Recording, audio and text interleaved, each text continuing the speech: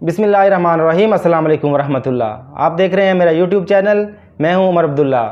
आज की कुछ खबरें और सियासी डेवलपमेंट्स उनके बारे में आपको बताएंगे। सबसे पहले जिक्र करेंगे बलूचिस्तान में होने वाले हौलनाक वाक़े का, और उसके बाद आपको बताएंगे कि कौमी क्रिकेट टीम ने जो शर्मनाक कारकर्दगी दिखाई है बांग्लादेश के ख़िलाफ़, उसका जिक्र करेंगे। उसके बाद आपको बताएंगे कि इमरान खान साहब ने साफ़ी गुफ्तगू की है और फ़ौज के मुतल्लिक़ और जो जेल के हालात हैं उनके मुतल्लिक़ उन्होंने क्या कहा है। उसके बाद आपको मुल्की हालात की कुछ खबर देंगे और ये बताएंगे कि उसके बरक्स नून लीग के क्या दावे हैं। उसके बाद हम बताएंगे आपको कि मोनस इलाही के साथ क्या अनहोनी हो गई है, और फिर आपको बताएंगे कि पाकिस्तान ने एक और इस्लामी मुल्क से कर्ज़ा मांग लिया है, और साथ साथ आपको बताएंगे कि एक और इस्लामी मुल्क ने पाकिस्तान से शिकायत की है कि आपके मुल्क के जो लोग हैं वो यहाँ पे ज़ियारत करने आए थे और अब भिखारी बन के बैठ गए हैं। और आखिर में आपको बताएंगे इंटरनेट की बंदिश के बारे में, फायरवॉल के बारे में, कि किस तरह से उससे पाकिस्तान को नुकसान हो रहा है और पाकिस्तान की जो इकॉनमी है वो किस तरह मुतासर हो रही है। तो सबसे पहले आपको बताते हैं बलूचिस्तान में होने वाले हौलनाक वाक़े के बारे में जिसने पूरे पाकिस्तान को दहला कर रख दिया है।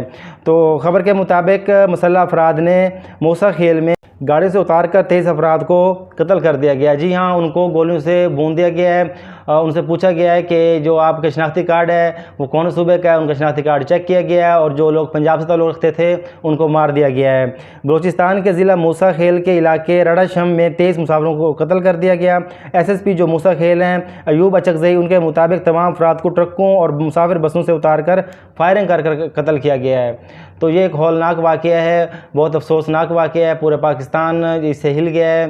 तो सिक्योरिटी जो फोर्सेस हैं, सिक्योरिटी इदारे हैं, उनको एक सियासी जमात को दबाने की बजाय मुल्क की हालात हैं उनको कंट्रोल करना चाहिए, और जो पाकिस्तान में रहने वाले लोग हैं उनको सिक्योरिटी फराहम करनी चाहिए। उसके बाद जिक्र करते हैं पाकिस्तान क्रिकेट टीम का। पाकिस्तान क्रिकेट टीम को एक इबरतनाक शिकस्त हुई है। बांग्लादेश से वो 10 विकेटों से हार गए हैं। ये पहली दफ़ा हुआ है तारीख़ के अंदर कि बांग्लादेश ने पाकिस्तान के अंदर आकर पाकिस्तान को शिकस्त दी है।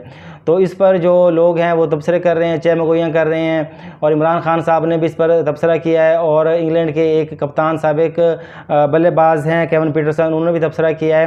केवन पीटरसन ने कहा है कि पाकिस्तान की क्रिकेट को क्या हो गया है। जब मैं PSL वहाँ पाकिस्तान में खेलता था तो पाकिस्तान में क्रिकेट की जो क्वालिटी थी वो काफ़ी बेहतर थी, काफ़ी अच्छे प्लेयर थे और अच्छे स्पिरिट से वो खेलते थे। तो अब पाकिस्तान की क्रिकेट को क्या हो गया है कि वो इस तरह की एक लो टीम से वो मैच हार गए हैं। तो इमरान खान साहब ने कहा कि मोहसिन नकवी जो इस टाइम PCB के चेयरमैन है और वज़ीर दाखिला भी हैं, तो उनके ऊपर तनकीद करते हुए इमरान खान साहब ने कहा कि मोहसिन नकवी ने पहले फ्रॉड इलेक्शन करवाए, अब क्रिकेट का बेड़ा गर्क कर दिया है। T20 वर्ल्ड कप में टीम जो थी वो पहले राउंड से बाहर हो गई थी और अब बांग्लादेश से भी हार गई है। तो इस तरह की जो है ज़िल्लत है पाकिस्तान क्रिकेट टीम को उठाना पड़ी है, क्योंकि अब सुनने में आया कि पाकिस्तानी क्रिकेट टीम के अंदर जो है वो सिफारिशी कल्चर आम हो गया और जो खिलाड़ी हैं वो इसी बेस पर वो सिलेक्ट किए जा रहे हैं। और इमरान खान साहब ने कहा कि चेयरमैन जो PCB है वो कहते हैं कि पाकिस्तान क्रिकेट टीम को सर्जरी की ज़रूरत है, लेकिन वो सर्जरी नहीं और हम बांग्लादेश से हार गए हैं। ये सारा नज़ला एक अदारे पर गिर रहा है। मोहसिन नकवी की क्या क्वालिफ़िकेशन है, इसे वज़ीर दाखिला और चेयरमैन PCB बना दिया। ये 2008 का नैब ज़दा है कि मोहसिन नकवी साहब के ऊपर नैब के केसेस से 2008 में। और उसके बाद इमरान खान साहब ने कहा कि मोहसिन नकवी की $5 मिलियन मालियत प्रॉपर्टी दुबई में बीवी के नाम पर है।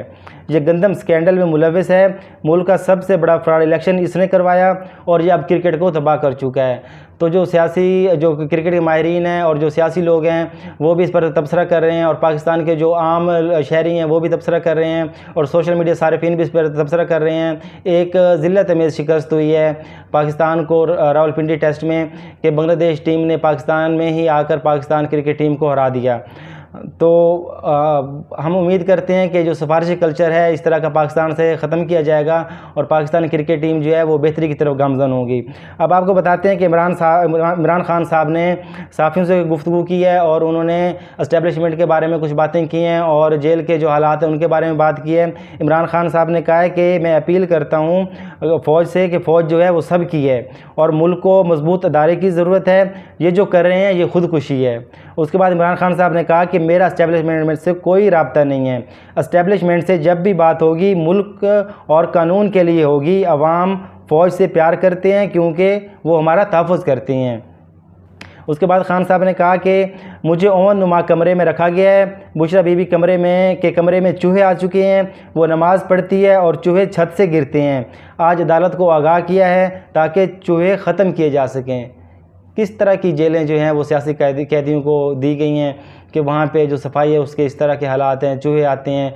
और जो सियासी कैदी हैं सबको पता होता है कि उनके ऊपर जो केसेस हैं वो सारे झूठे बनाए गए हैं, लेकिन फिर भी उनको तंग करने के लिए, उनको तोड़ने के लिए इस तरह की औशियत कंडे जो हैं इस्तेमाल किए जाते हैं। तो इमरान खान साहब ने कहा कि बांग्लादेश में देखिए अवाम बाहर निकली तो अपना हक लिया, सिर्फ भेड़ बकरियाँ डंडों से कंट्रोल होती हैं, इंसान नहीं। बिल्कुल ये बात तो है कि अवाम जो है उसको अपना हक लेना चाहिए, निकलना चाहिए। जो एहतजाज है वो हमारा और पाकिस्तानियों का बुनियादी हक है, तो एहतजाज करना चाहिए और जो अपने मुतालबात हैं, अपना हक है, वो हमें हासिल करना चाहिए। अब बताते हैं कि पाकिस्तान के जो हालात हैं वो काफ़ी ख़राब हो चुके हैं, इकानमी की हालत काफ़ी ख़राब हो चुकी है। उसके साथ साथ जो कंपनियाँ हैं वो भी पाकिस्तान छोड़कर जा रही हैं। एक साफ़ी हैं रिजवान गजलजई, उनके मुताबिक 8000 कंपनियाँ अपना कारोबार ख़त्म करके पिछले 2 सालों में पाकिस्तान से अपना कारोबार जो ख़त्म करके वो बाहर जा चुकी हैं। और ये इन लोगों के ख़िलाफ़ सबसे बड़ी चार्जशीट है, जो इस टाइम हुक्मरान हैं उन लोगों के ख़िलाफ़ सबसे बड़ी ये चार्जशीट है कि इतनी कंपनियां जो हैं 8000 कंपनियां वो पाकिस्तान छोड़कर, क्योंकि पाकिस्तान के अंदर जो कारोबार है, बिज़नेस कोई हालात नहीं है, सिक्योरिटी नहीं है, और जो है वो उनको जो टैक्सेस हैं काफ़ी भारी टैक्सेस देना पड़ते हैं। तो वो यही कोशिश करते हैं कि अपना जो है यहाँ से वाइंड अप करें और बाहर के मुल्क जाकर बिज़नेस करें। लेकिन इसके बरक्स जो नून लीग है उसके दावे कुछ और हैं। नून लीग की रहनुमा अज़मा बुखारी ने कहा है कि मरीम नवाज़ पंजाब में 400 अरब रुपए सड़कों पर लगा रही हैं, बिजली के बिल भी कम कर रही हैं, घर बनाने के लिए 15 लाख तक कर्ज़े भी मिल रहे हैं, दवाई भी मिल रही है और हस्पताल भी बन रहे हैं। तो ये उनके दावे हैं, उनके मुताबिक सब अच्छा है और पाकिस्तान के हालात बहुत अच्छे हैं और पाकिस्तान अमेरिका, रूस, चाइना इन सब से आगे है और पाकिस्तान बहुत तरक्की कर रहा है। तो इमरान खान साहब ने भी इस पर लबकुशाई की और इस पर अपना बयान दिया। इमरान खान साहब ने कहा है कि बड़ी मल्टीनेशनल कंपनियां और प्रोफेशनल्स मुल्क छोड़कर जा रहे हैं, महंगाई जो मज़ीद महंगाई का दौर आ रहा है, उनके पास कोई प्लान नहीं है। अगर अवाम तनकीद करते हैं तो ये डिजिटल दहशतगर्दी बना देते हैं। हमारे वज़ीर-ए-आज़म साहब ने कुछ दिन पहले तकरीब से खिताब किया और उसके अलावा भी वो मुख्तलिफ मौक़े पर ये कहते रहते हैं कि जो लोग उन पर तनकीद करते हैं, ये सवाल उठाते हैं, या उनसे पूछते हैं कि मुल्क के हालात इस तरह क्यों हैं, ये कब बेहतर होंगे, आप इसके लिए कोई इक़दाम क्यों नहीं कर रहे, तो वो कहते हैं कि ये लोग हैं, ये दहशतगर्द हैं, डिजिटल दहशतगर्द हैं, ये सोशल मीडिया पर बैठ कर सवाल पूछते हैं, हमारी तौहीन करते हैं। तो जो हैं ये इनको इस तरह नहीं करना चाहिए, इन पर बैन लगाओ, इनको उठाओ, मारो पीटो और इनकी जो राय है वो बदल दो। तो इस तरह के हालात मुल्क में चल रहे हैं।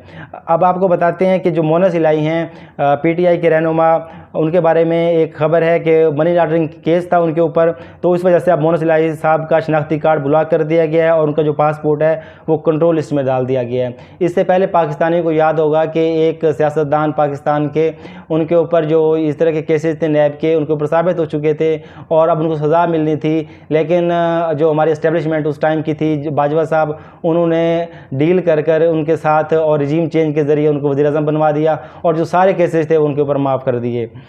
तो इस तरह के हालात के कुछ लोगों के लिए कानून और होता है और कुछ बाकी जो लोग होते हैं उनके लिए कानून अलग होता है। अब आपको बताते हैं कि पाकिस्तान ने सऊदी अरब से मज़ीद 1.2 अरब डॉलर कर्ज़ के हसूल की दरख्वास्त दे दी। पाकिस्तान जो है वो मुसलसल धड़ाधड़ चाह रहा है कि हमें कर्ज़ मिल जाएं, क्योंकि आईएमएफ ने उनको रेड सिग्नल दिखा दिया। उन्होंने कहा है कि अभी हम आपको कर्ज़ नहीं दे रहे। वो 7 अरब डॉलर का आपने कर्ज़ लेना था। उन्होंने कहा है कि आप अपने हालात जो हैं वो बेहतर करें। तो अब हमने दरख्वास्त दे दी सऊदी अरब को कि जी आप हमारी मदद करें और हमें कर्ज़ दें। तो जो ये मुल्क भी हैं, इस्लामी मुल्क भी हैं और बाकी चाइना वगैरह जो हमें कर्ज़ देते हैं, तो वो हमें बारहा कह चुके हैं कि अपने मुल्क के हालात बेहतर करें और मुल्क में अपने में माशी और सियासी इस्तेहकाम लेके आएँ, तो फिर हम आपको कर्ज़ देंगे। तो इसी कर्ज़ मांगने से याद आया कि हमारे वज़ीर-ए-आज़म शहबाज शरीफ साहब एक तकरीब से खिताब कर रहे थे, तो उन्होंने कहा था कि मैं जब भी बाहर के मुल्क जाता हूँ, उनके सरबराहान से मिलता हूँ, तो वो समझते हैं कि ये भीख मांगने आ गया है, ये पैसे मांगने आ गया है। बतौर पाकिस्तानी हमारे लिए शर्म की बात है कि हमारा इमेज इस तरह का बन चुका है कि हमारा जो सरबराह है ममलिकत का, मुल्क का, वो बाहर जाता है तो लोग उसको इस नज़र से देखते हैं कि भिखारी आ गया, अभी उठकर हमसे पैसे मांगेगा। तो इसके साथ साथ भीख के साथ साथ आपको भीख के रिलेटेड एक और ख़बर देते हैं कि इराक़ ने पाकिस्तान की जो हुकाम है उनको ख़त लिखा है कि आपके मुल्क से काफ़ी लोग ज़ायरीन जो थे यहाँ पे मुक़द्दस मकामात ज़ियारत करने आए थे और यहाँ पे वो रह गए हैं और यहाँ पे भीख मांग रहे हैं। काफ़ी तादाद में लोग वहाँ पर भीख मांग रहे हैं। इससे पहले सऊदी अरब ने भी और दुबई ने भी हमें शिकायत की थी कि आपके लोग यहाँ पर आते हैं कारोबार करने के लिए, जो सऊदी अरब में हज उम्रे के लिए जाते हैं तो वहीं रह जाते हैं और भीख मांगना शुरू कर देते हैं। तो जब मुल्क के हालात इस तरह होंगे तो लोग जाकर यही करेंगे।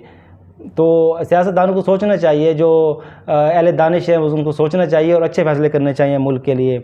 आखिर में आपको बताते हैं कि इंटरनेट की जो बंदिश है वो पाकिस्तान में काफ़ी दिन से चल रही है, जिसकी वजह से जो ऑनलाइन जो लोग काम करते हैं वो काफ़ी मुतासर हुआ है, और उसके साथ साथ जो लोग सॉफ्टवेयर का काम करते थे वो भी काफ़ी मुतासर हुआ है। इससे पाकिस्तानी इकानमी को तकरीबन $1000 के करीब जो है, 1000 अरब डॉलर के करीब नुकसान हो चुका है।